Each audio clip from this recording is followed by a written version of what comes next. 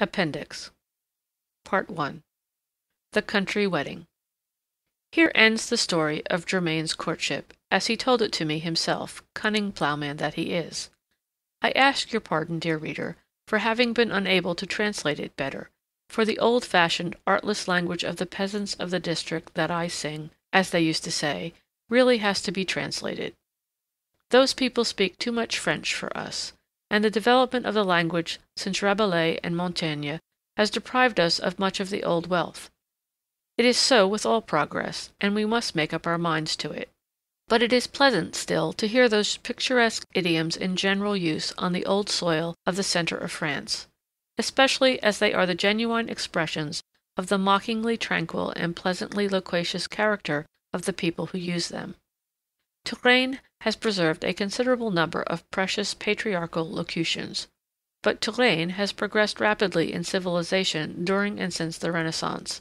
It is covered with châteaux, roads, activity, and foreigners. Berry has remained stationary, and I think that, next to Bretagne and some provinces in the extreme south of France, it is the most conservative province to be found at the present moment. Certain customs are so strange, so curious, that I hope to be able to entertain you a moment longer, dear reader, if you will permit me to describe in detail a country wedding, Germain's, for instance, which I had the pleasure of attending a few years ago. For everything passes away, alas. In the short time that I have lived, there has been more change in the ideas and customs of my village than there was for centuries before the Revolution. Half of the Celtic, pagan, or middle-aged ceremonials that I saw in full vigor in my childhood have already been done away with. Another year or two, perhaps, and the railroads will run their levels through our deep valleys, carrying away, with the swiftness of lightning, our ancient traditions and our wonderful legends. It was in winter, not far from the carnival, the time of year when it is considered becoming and proper among us to be married. In the summer we hardly have time, and the work on a farm cannot be postponed 3 days, to say nothing of the extra days required for the more or less laborious digestion attending the moral and physical intoxication that follows such a festivity.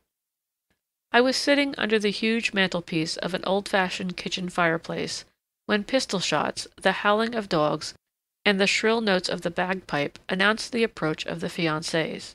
Soon Père and Mère Maurice, Germain, and little Marie, followed by Jacques and his wife, the nearest relations of the bride and groom, and their godfathers and godmothers, entered the courtyard. Little Marie, not having as yet received the wedding gifts, called livrées, was dressed in the best that her modest wardrobe afforded, a dress of dark gray cloth, a white fichu with large bright-colored flowers, an apron of the color called incarnat, an Indian red then much in vogue but despised today, a cap of snow-white muslin and of the shape, fortunately preserved, which recalls the headdress of Anne Boleyn and Agnes Sorel.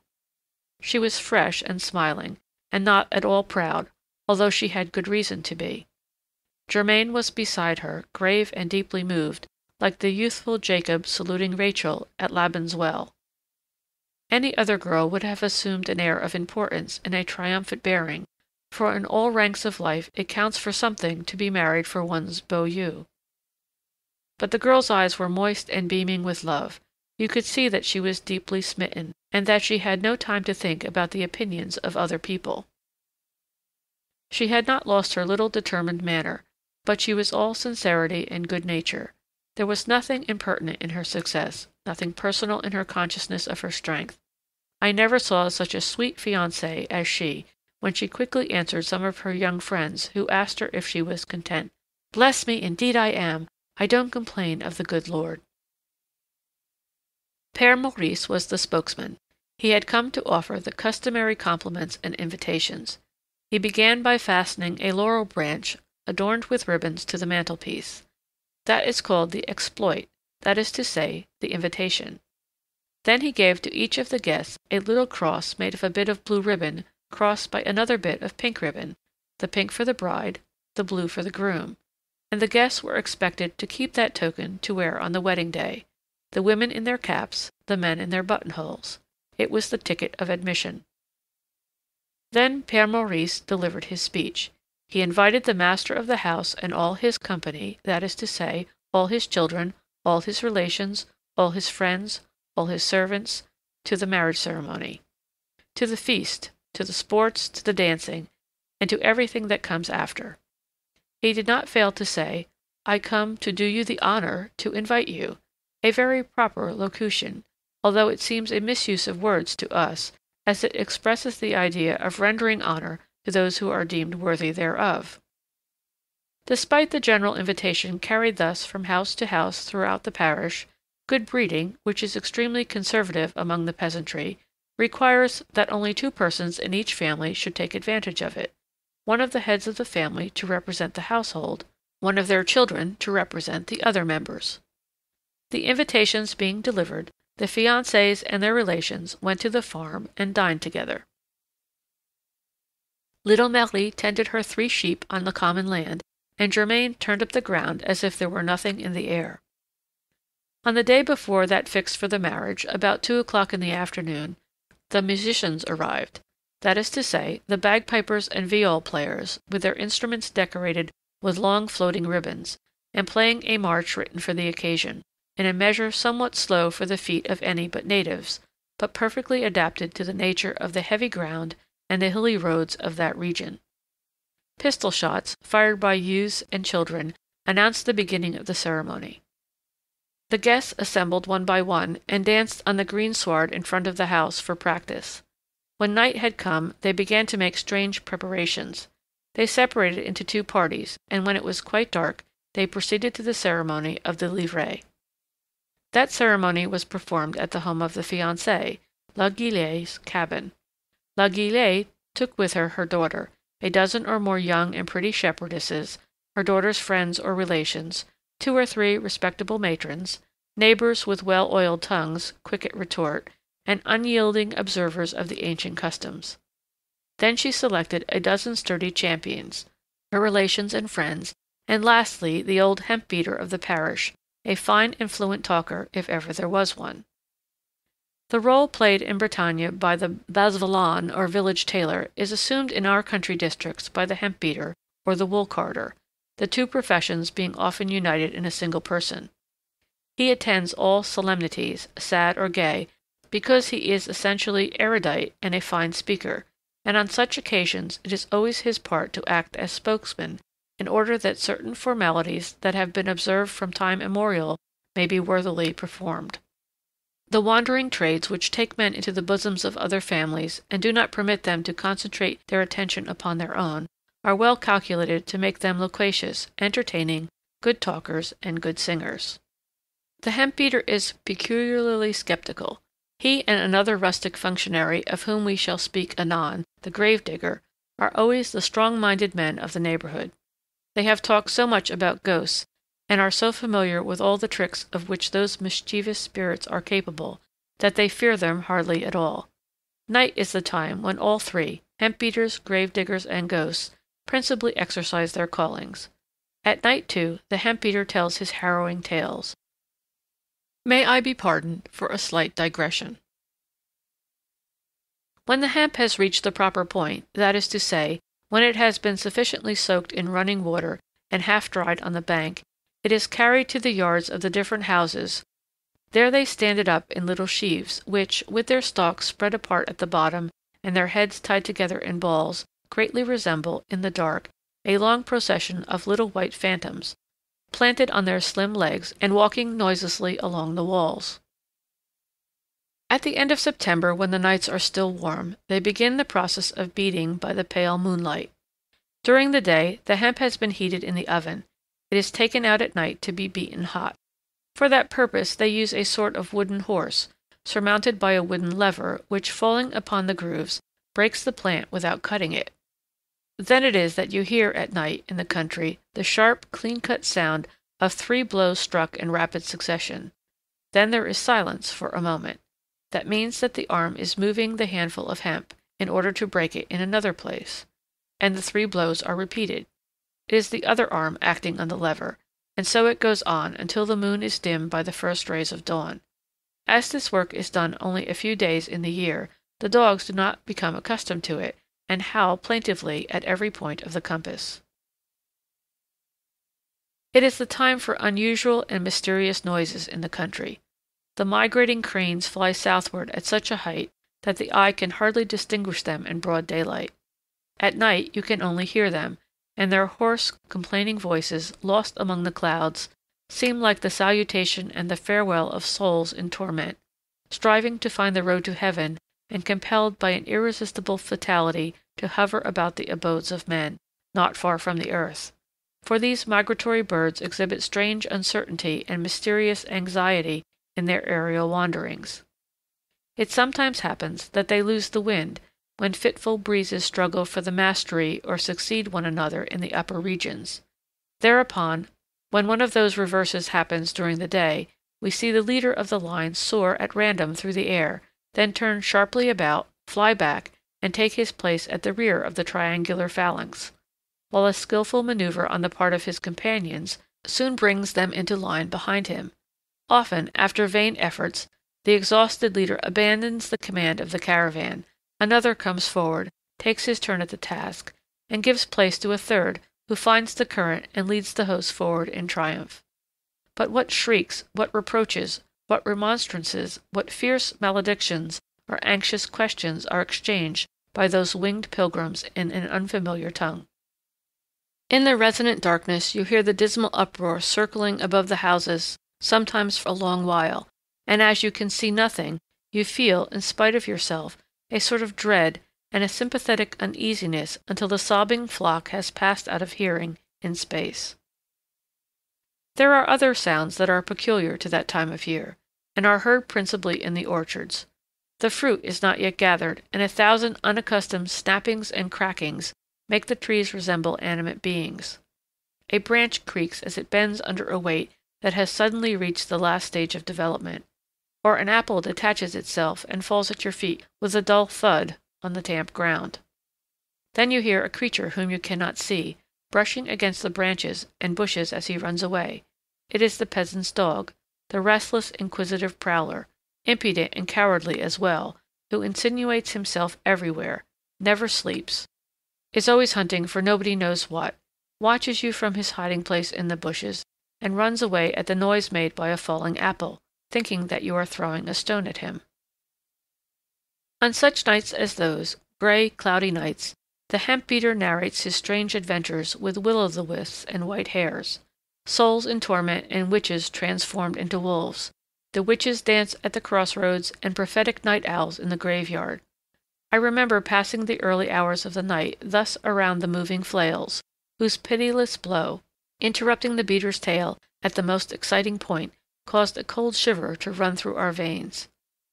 Often, too, the good man went on talking as he worked, and 4 or 5 words would be lost, awful words, of course, which we dared not ask him to repeat, and the omission of which imparted a more awe-inspiring mystery to the mysteries, sufficiently harrowing before, of his narrative. In vain did the servants warn us that it was very late to remain out of doors, and that the hour for slumber had long since struck for us. They themselves were dying with longing to hear more, and with what terror did we afterward walk through the hamlet on our homeward way. How deep the church porch seemed, and how dense and black the shadow of the old trees.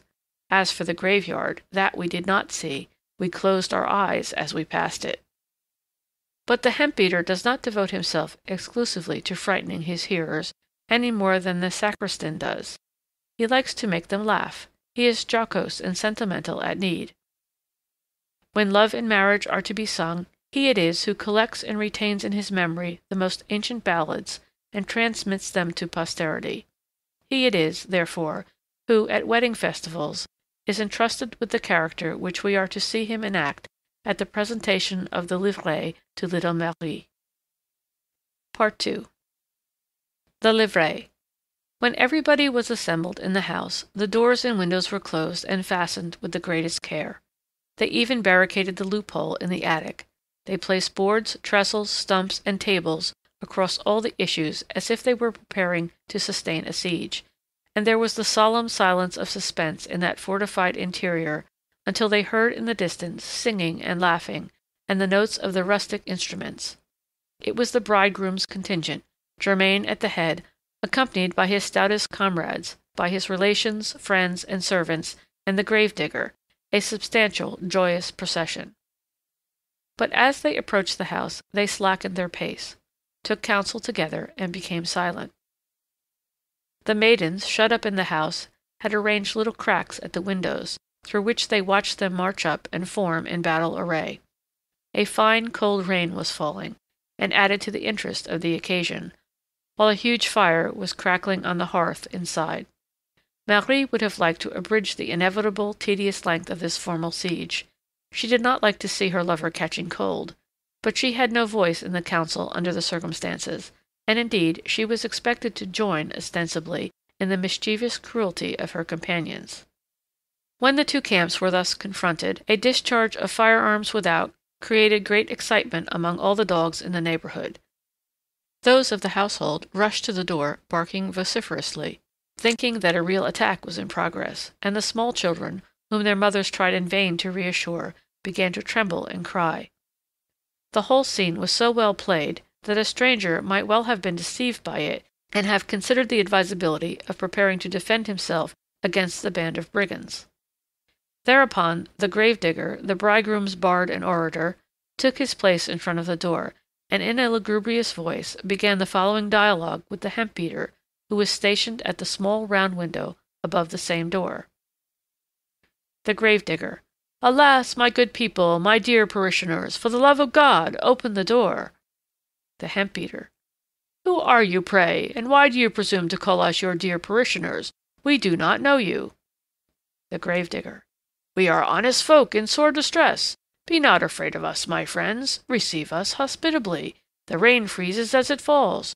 Our poor feet are frozen, and we have come such a long distance that our shoes are split. The hemp-beater. If your shoes are split, you can look on the ground. You will surely find osier wise to make arcelets, little strips of iron in the shape of bows, with which shoes, wooden, were mended. The grave-digger. Osier arcelets are not very strong. You are making sport of us, good people, and you would do better to open the door to us. We can see the gleam of a noble blaze within your house. Doubtless the spit is in place, and your hearts and your stomachs are rejoicing together. Open, then, to poor pilgrims, who will die at your door if you do not have mercy on them. The hemp-beater. Aha, you are pilgrims? You did not tell us that. From what pilgrimage are you returning, by your leave? The grave-digger. We will tell you that when you have opened the door, for we come from so far away that you would not believe it. The hemp-beater. Open the door to you? Indeed, we should not dare trust you. Let us see. Are you from Saint-Sylvain-de-Pouligny? The grave-digger. We have been to Saint-Sylvain-de-Pouligny, but we have been farther than that. The hemp-beater. Then you have been as far as Saint-Solange? The grave-digger.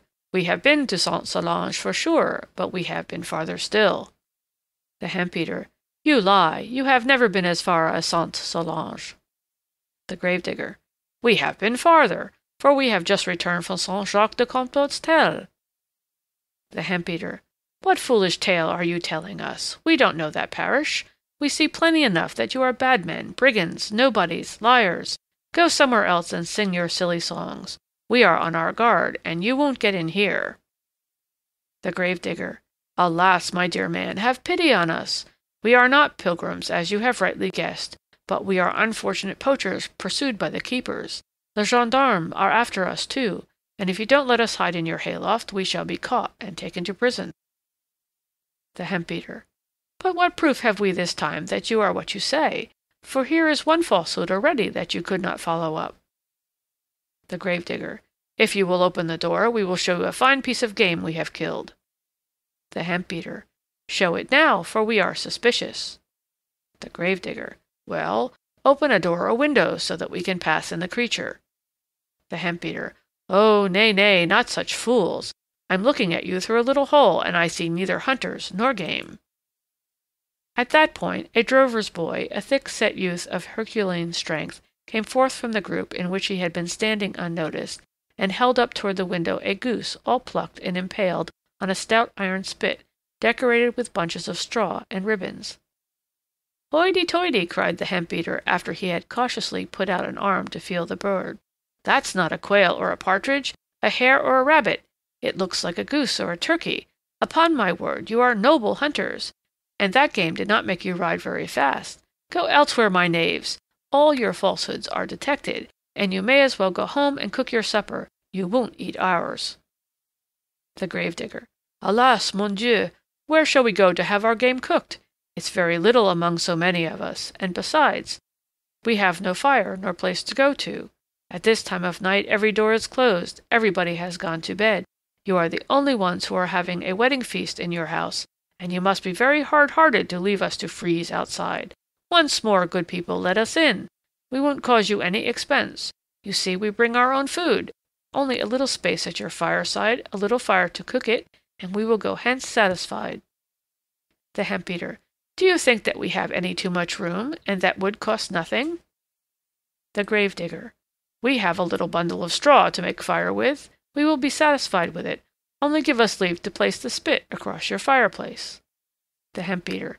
We will not do it. You arouse disgust, not pity in us. It's my opinion that you are drank, that you need nothing, and that you simply want to get into our house to steal our fire and our daughters. The grave digger. As you refuse to listen to any good reason, we propose to force our way into your house. The hemp beater. Try it if you choose. We are so well protected that we need not fear you. You are insolent knaves too, and we won't answer you any more. Thereupon the hemp beater closed the window shutter with a great noise, and went down to the lower room by a ladder.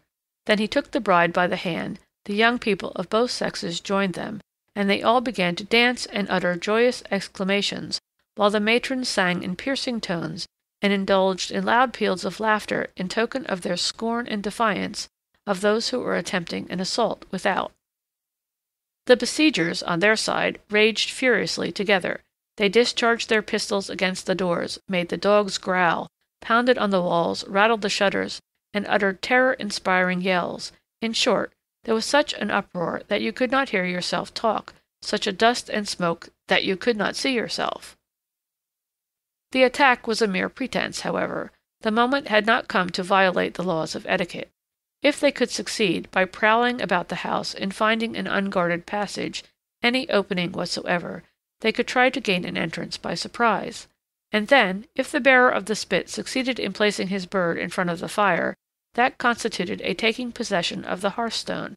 The comedy was at an end, and the bridegroom was victor. But the entrances to the house were not so numerous that they were likely to have neglected the usual precautions, and no one could have assumed the right to employ violence before the moment fixed for the conflict. When they were weary of jumping about and shouting, the hemp beater meditated a capitulation. He went back to his window, opened it cautiously, and hailed the discomfited besiegers with a roar of laughter. "Well, my boys," he said, "you're pretty sheepish, aren't you? You thought that nothing would be easier than to break in here. You have discovered that our defenses are strong, but we are beginning to have pity on you, if you choose to submit and accept our conditions." The gravedigger. "Speak, my good friends. Tell us what we must do to be admitted to your fireside." The hemp beater. "You must sing, my friends, but sing some song that we don't know, and that we can't answer with a better one." "Never you fear," replied the gravedigger, and he sang in a powerful voice. "'Tis 6 months since the springtime." "When I walked upon the springing grass," replied the hemp beater in a somewhat hoarse but awe-inspiring voice. "Are you laughing at us, my poor fellows, that you sing us such old trash? You see that we stopped you at the first word." "It was the prince's daughter." "And she would married be," replied the hemp beater. Go on to another. We know that a little too well." The gravedigger.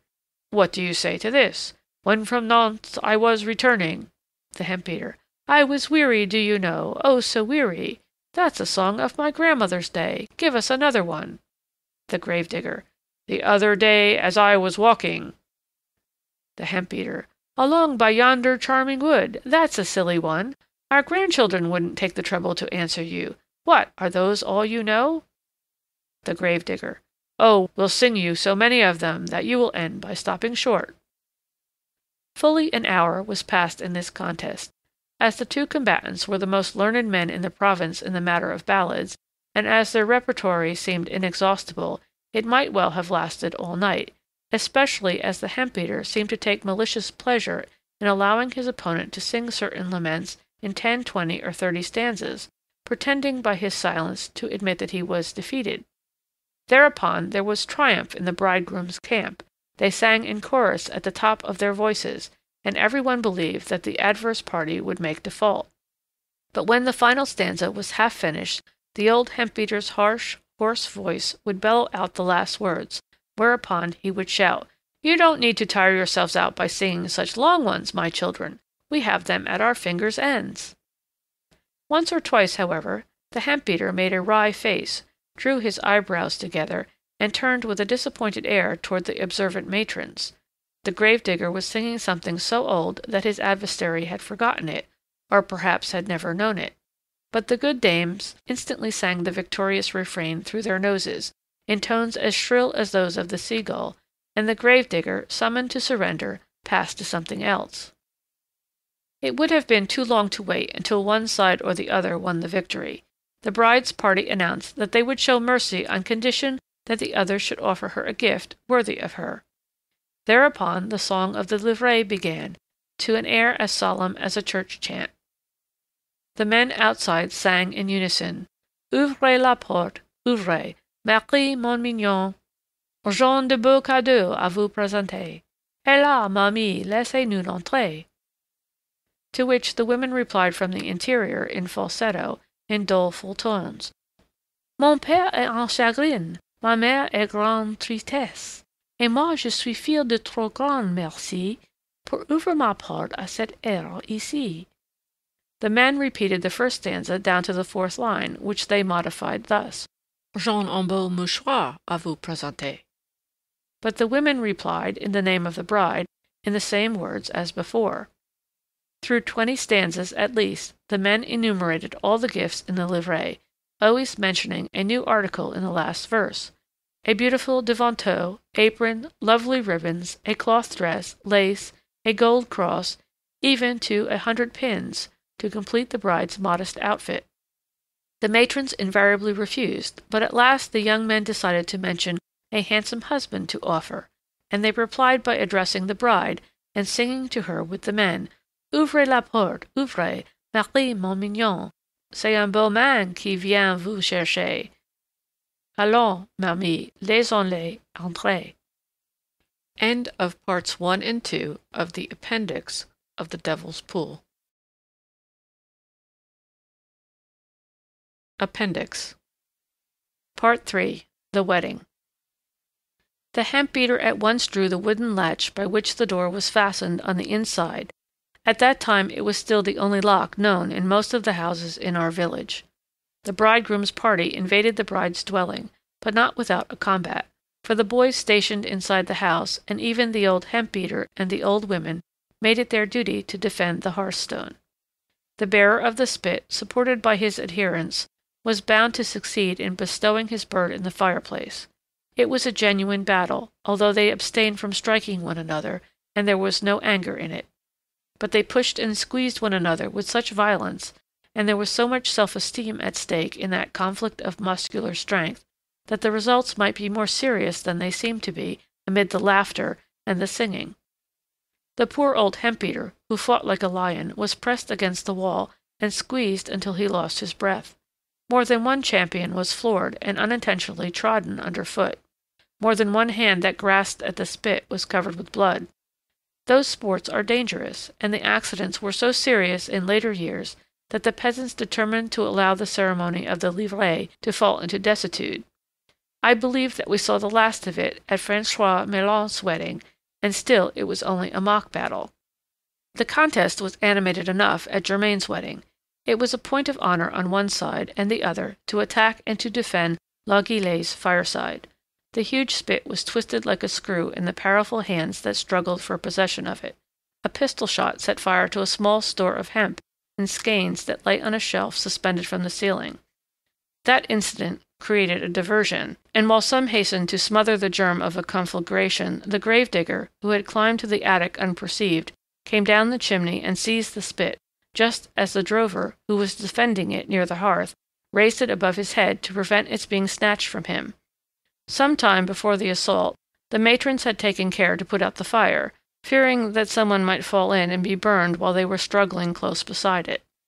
The facetious gravedigger, in concert with the drover, possessed himself of the trophy without difficulty, therefore, and threw it across the fire-dogs. It was done.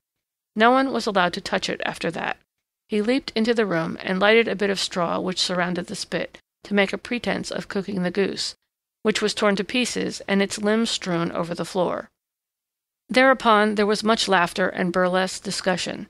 Every one showed the bruises he had received, and as it was often the hand of a friend that had dealt the blow, there was no complaining or quarreling. The hemp-beater, who was half flattened out, rubbed his sides, saying that he cared very little for that, but that he did protest against the stratagem of his good friend the gravedigger, and that, if he had not been half dead, the hearth would not have been conquered so easily. The matrons swept the floor, and order was restored. The table was covered with jugs of new wine. When they had drank together and recovered their breath, the bridegroom was led into the center of the room, and being armed with a staff, was obliged to submit to a new test. During the contest, the bride had been concealed with 3 of her friends by her mother, her godmother, and aunts, who had seated the 4 girls on a bench in the farthest corner of the room, and covered them over with a great white sheet. They had selected 3 of Marie's friends who were of the same height as she, and wore caps of exactly the same height, so that, as the sheet covered their heads and descended to their feet, it was impossible to distinguish them from each other. The bridegroom was not allowed to touch them except with the end of his wand, and only to point out the one whom he judged to be his wife. They gave him time to examine them, but only with his eyes, and the matrons who stood by his side watched closely to see that there was no cheating. If he made a mistake, he could not dance with his betrothed during the evening, but only with her whom he had chosen by mistake.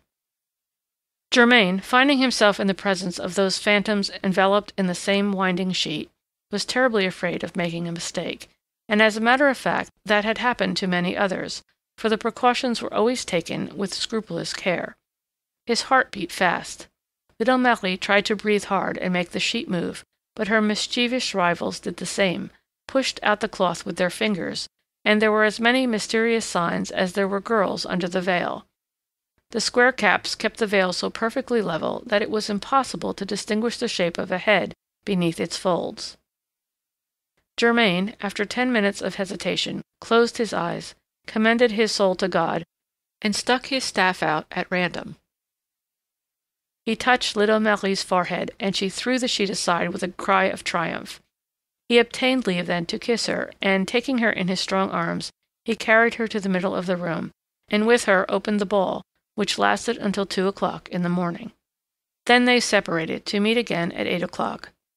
As there was a considerable number of young people from the neighboring towns, and as there were not beds enough for everybody, each invited guest among the women of the village shared her bed with 2 or 3 friends, while the young men lay pell-mell on the hay in the loft at the farm. You can imagine that there was not much sleep there, for they thought of nothing but teasing, and playing tricks on one another, and telling amusing stories. At all weddings there are 3 sleepless nights which no one regrets. At the hour appointed for setting out, after they had eaten their soup au lait, seasoned with a strong dose of pepper to give them an appetite, for the wedding banquet bade fair to be abundant, they assembled in the farmyard.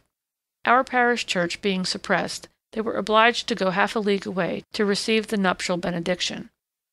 It was a lovely, cool day, but as the roads were very bad, every man had provided himself with a horse, and took en croupe a female companion, young or old. Germain was mounted upon Grise, who, being well groomed, newly shod, and decked out in ribbons, pranced and capered and breathed fire through her nostrils. He went to the cabin for his fiancée, accompanied by his brother-in-law Jacques, who was mounted on old Grise and took Mère Guillet en croupe, while Germain returned triumphantly to the farmyard with his dear little wife. Then the merry cavalcade set forth, escorted by children on foot who fired pistols as they ran, and made the horses jump. Mère Maurice was riding in a small cart with Germain's 3 children and the fiddlers. They opened the march to the sound of the instruments. Petit Pierre was so handsome that the old grandmother was immensely proud. But the impulsive child did not stay long beside her. he took advantage of a halt they were obliged to make, when they had gone half the distance, in order to pass a difficult ford, to slip down and ask his father to take him up on Grise in front of him.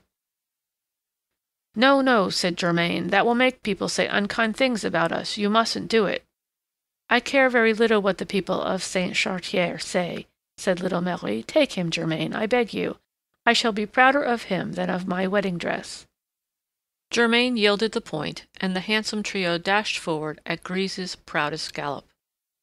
And, in fact, the people of Saint Chartier, although very satirical and a little inclined to be disagreeable in their intercourse with the neighboring parishes which had been combined with theirs, did not think of laughing when they saw such a handsome bridegroom and lovely bride, and a child that a king's wife would have envied. Petit Pierre had a full coat of blue bottle-colored cloth, and a cunning little red waistcoat so short that it hardly came below his chin. The village tailor had made the sleeves so tight that he could not put his little arms together. And how proud he was! He had a round hat with a black and gold buckle and a peacock's feather protruding jauntily from a tuft of guinea hen's feathers. A bunch of flowers larger than his head covered his shoulder, and ribbons floated down to his feet. The hemp beater, who was also the village barber and wig maker, had cut his hair in a circle, covering his head with a bowl and cutting off all that protruded, an infallible method of guiding the scissors accurately. Thus accoutred, he was less picturesque, surely, than with his long hair flying in the wind and his lamb's fleece à la St. John the Baptist, but he had no such idea, and everybody admired him, saying that he looked like a little man. His beauty triumphed over everything, and, in sooth, over what would not the incomparable beauty of childhood triumph? His little sister Solange had, for the first time in her life, a real cap, instead of the little child's cap of Indian muslin that little girls wear up to the age of 2 or 3 years. And such a cap, higher and broader than the poor little creature's whole body. And how lovely she considered herself! She dared not turn her head, and sat perfectly straight and stiff, thinking that people would take her for the bride. As for little Sylvain, he was still in long dresses and lay asleep on his grandmother's knees, with no very clear idea of what a wedding might be. Germain gazed affectionately at his children, and said to his fiancée, as they arrived at the mayor's office, "Do you know, Marie, I ride up to this door a little happier than I was the day I brought you home from the woods of Chanteloube, thinking that you would never love me. I took you in my arms to put you on the ground, just as I do now, but I didn't think we should ever be together again on good Grise with this child on our knees. I love you so much, you see. I love those dear little ones so much.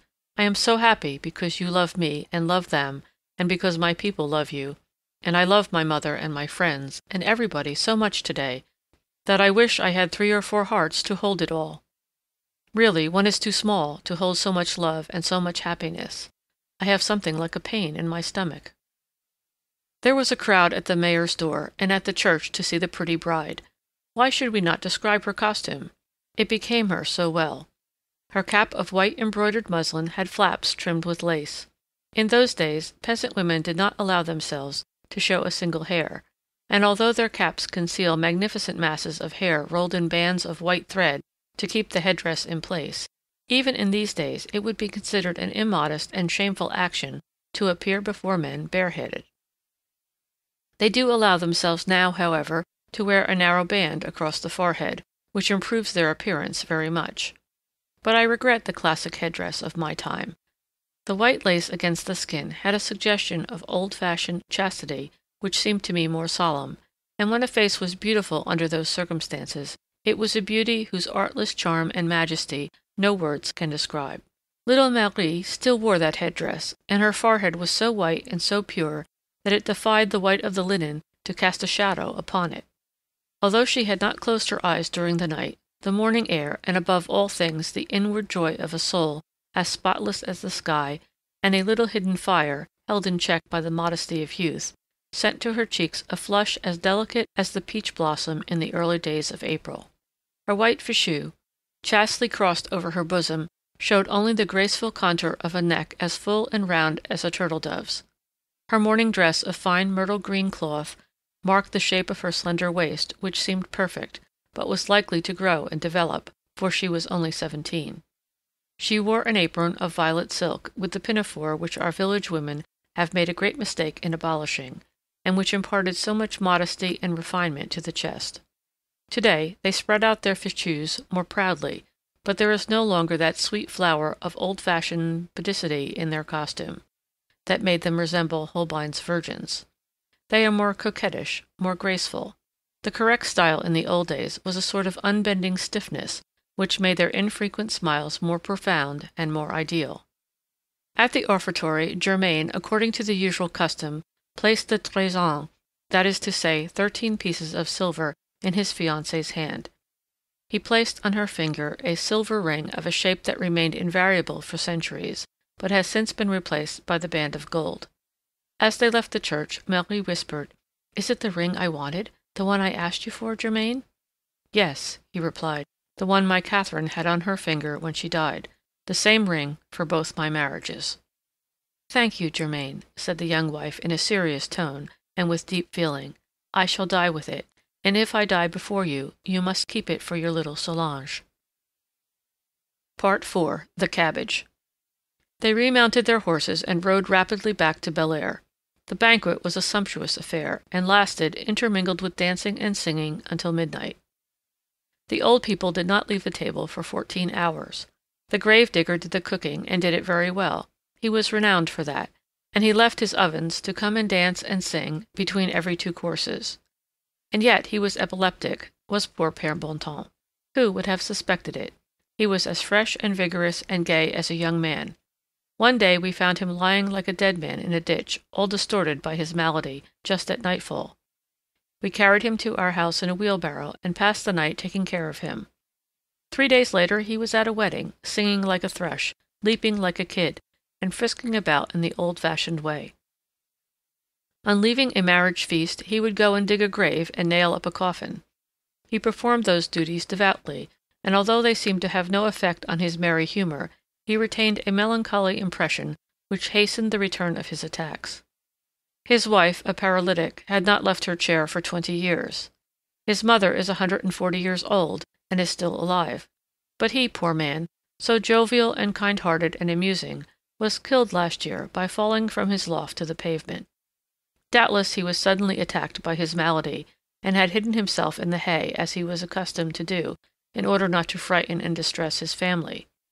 Thus ended, in a tragic way, a life as strange as himself, a mixture of gloom and folly, of horror and hilarity, amid which his heart remained always kind and his character lovable. But we are coming to the 3rd day of the wedding feast, which is the most interesting of all, and has been retained in full vigor down to our own day. We will say nothing of the slice of toast that is carried to the nuptial bed. That is an absurd custom which offends the modesty of the bride, and tends to destroy that of the young girls who are present. Moreover, I think that it is a custom which obtains in all the provinces, and has no peculiar features as practised among us. Just as the ceremony of the livret is the symbol of the taking possession of the bride's heart and home, that of the cabbage is the symbol of the fruitfulness of the union.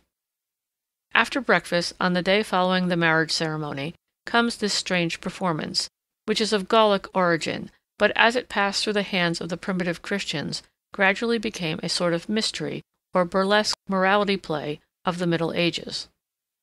2 youths, the merriest and most energetic of the party, disappear during the breakfast, don their costumes, and return, escorted by the musicians, dogs, children, and pistol-shots. They represent a couple of beggars, husband and wife, covered with the vilest rags. The husband is the dirtier of the two. It is vice that has degraded him. The woman is unhappy simply, and debased by her husband's evil ways.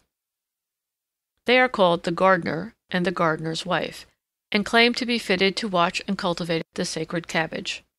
But the husband is known by several appellations, all of which have a meaning.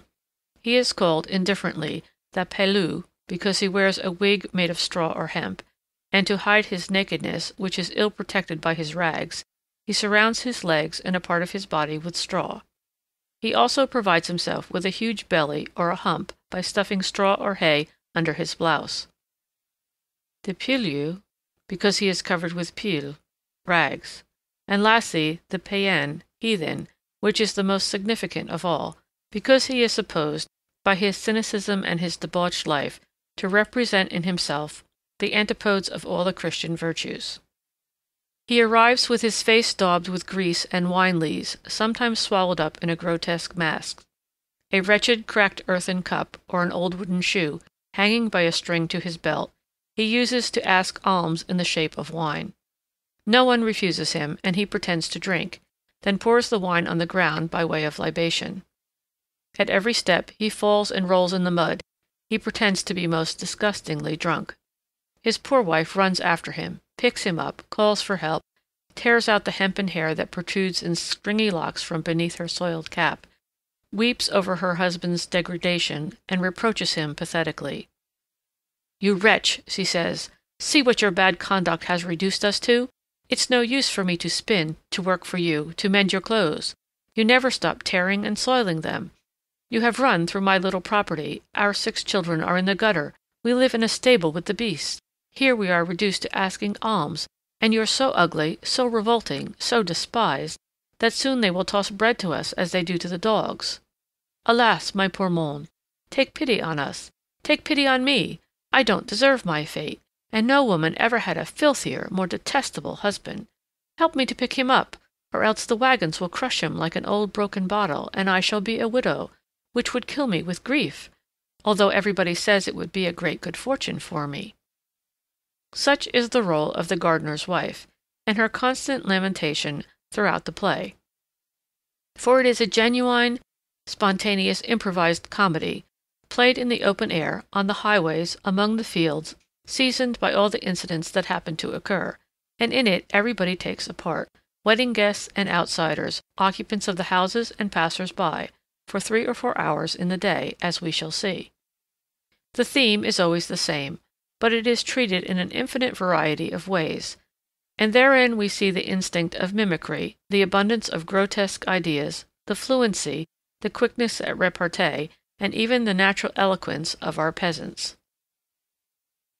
The part of the gardener's wife is ordinarily entrusted to a slender, beardless man with a fresh complexion, who is able to give great verisimilitude to the character he assumes, and to represent burlesque despair so naturally that the spectators may be amused and saddened at the same time as by the genuine article.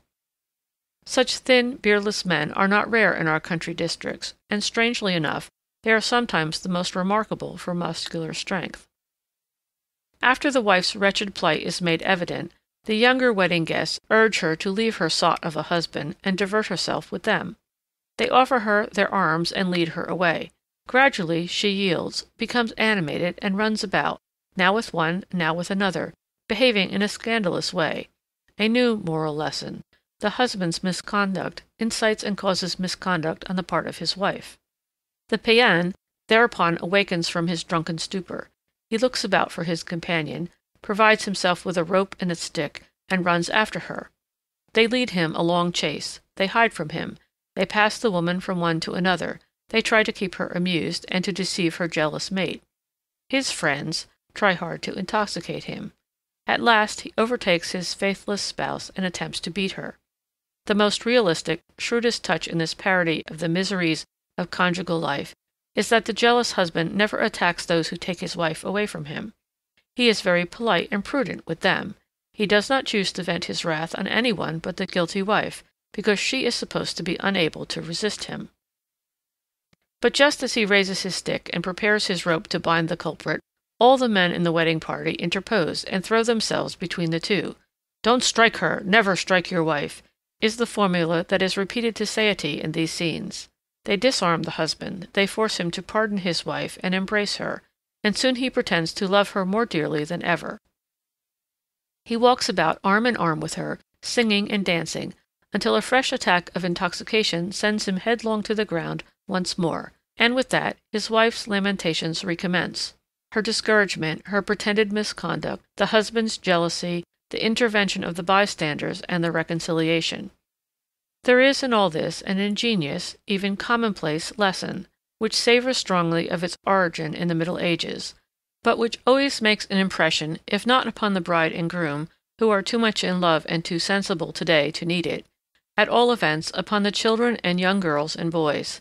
The paean so terrifies and disgusts the girls by running after them and pretending to want to kiss them, that they fly from him with an emotion in which there is nothing artificial. His besmeared face and his great stick, perfectly harmless, by the way, makes the youngsters shriek with fear. It is the comedy of manners in its most elementary but most impressive state.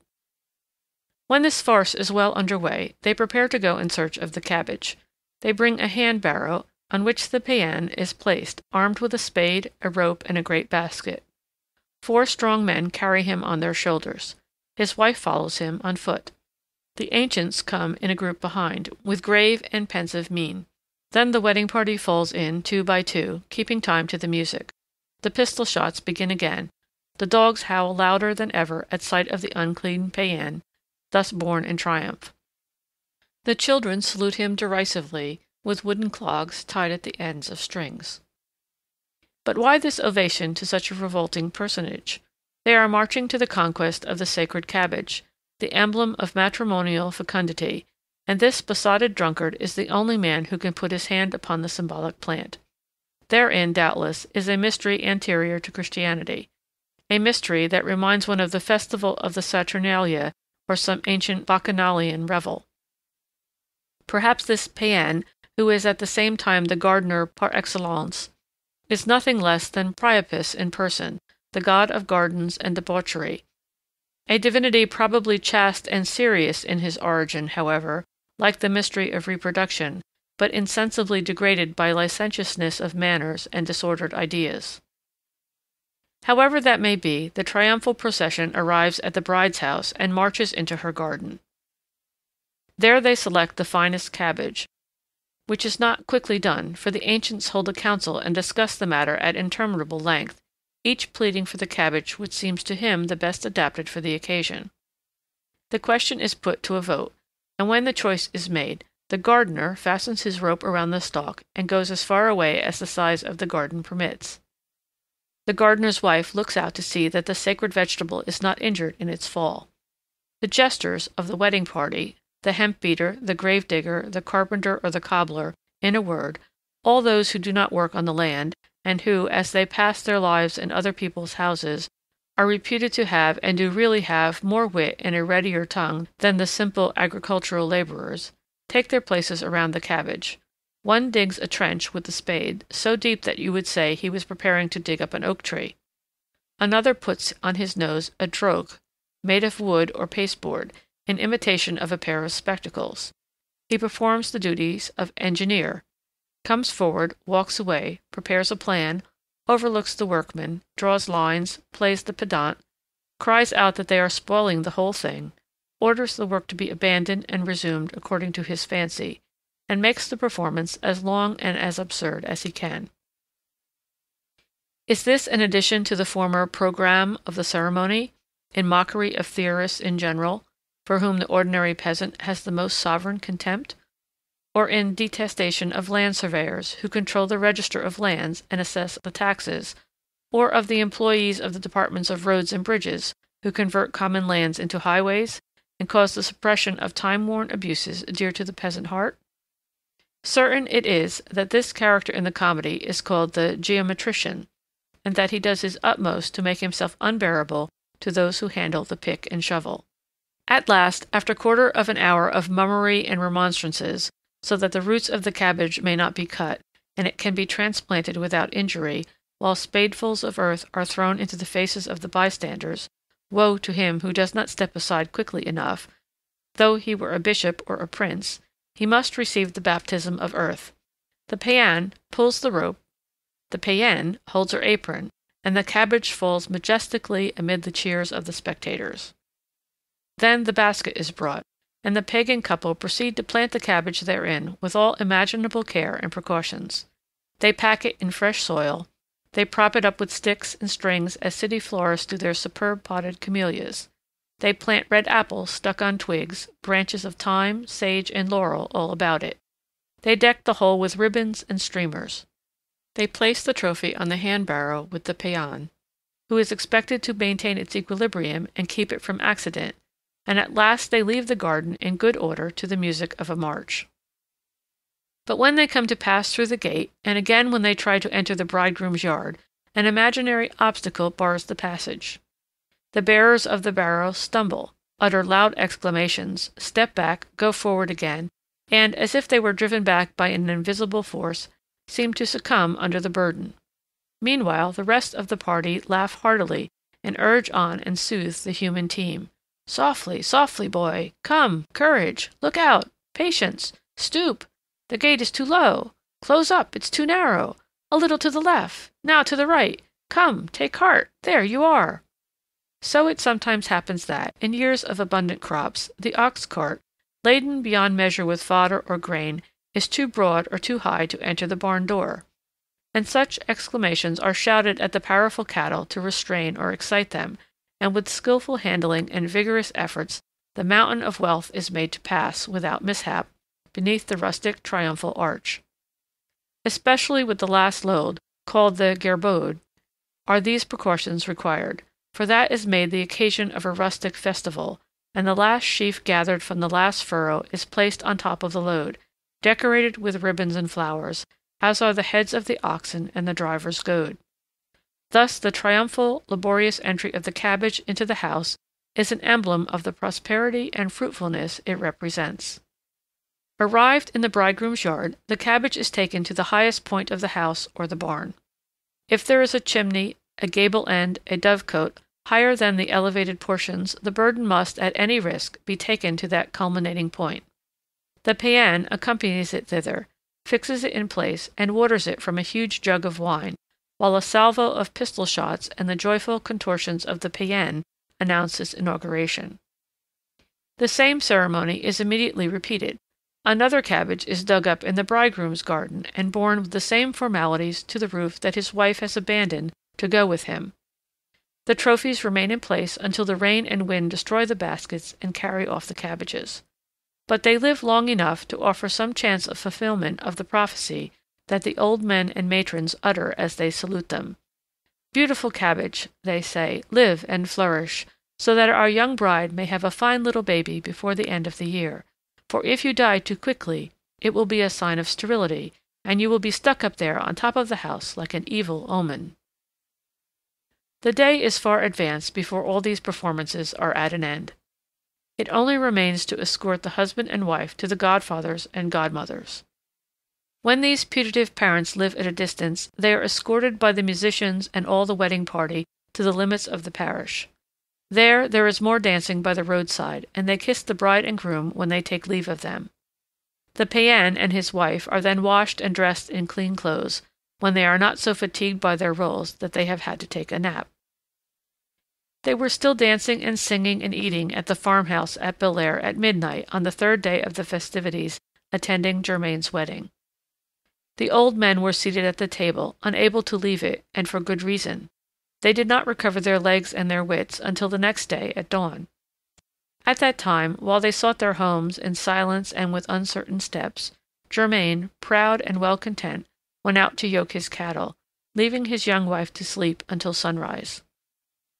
The lark, singing as he flew upward to the sky, seemed to him to be the voice of his heart, giving thanks to Providence. The hoarfrost, glistening on the bare bushes, seemed to him the white April blossoms that precede the appearance of the leaves. All nature was serene and smiling in his eyes. Little Pierre had laughed and jumped about so much the day before that he did not come to help him to drive his oxen, but Germain was content to be alone. He fell on his knees in the furrow through which he was about to run his plough once more, and repeated the morning prayer with such emotion that the tears rolled down his cheeks, still moist with perspiration. In the distance could be heard the songs of the youths from the adjoining parishes, just starting for home, and repeating, in voices somewhat the worse for wear, the merry refrains of the preceding night. End of parts 3 and 4 of the appendix to the Devil's Pool. End of the Devil's Pool.